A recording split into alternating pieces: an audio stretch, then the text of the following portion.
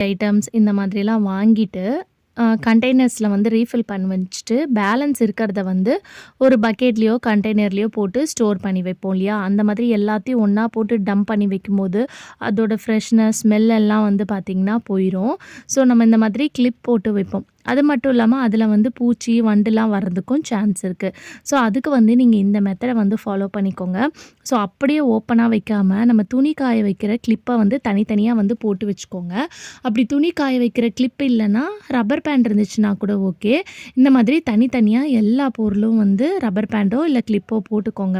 இந்த மாதிரி போட்டுட்டு நம்ம வீட்ல வேணான்னு இருக்கக்கூடிய அந்த குக்கர்ல வந்து இந்த மாதிரி லைனா அரேஞ்ச் பண்ணிக்கலாம். ஓப்பனா வைக்கக்கூடாது. இந்த மாதிரி நல்லா க்ளோஸ்டா கவர் பண்ணி வச்சா தான் உங்களுக்கு அதோட ஃப்ரெஷ்னஸ் வந்து நீங்க நெக்ஸ்ட் டைம் எடுத்து யூஸ் பண்ற வரைக்கும் இருக்கும். போட்டுட்டு இத வந்து நல்லா டைட்டா க்ளோஸ் பண்ணி வச்சுருங்க.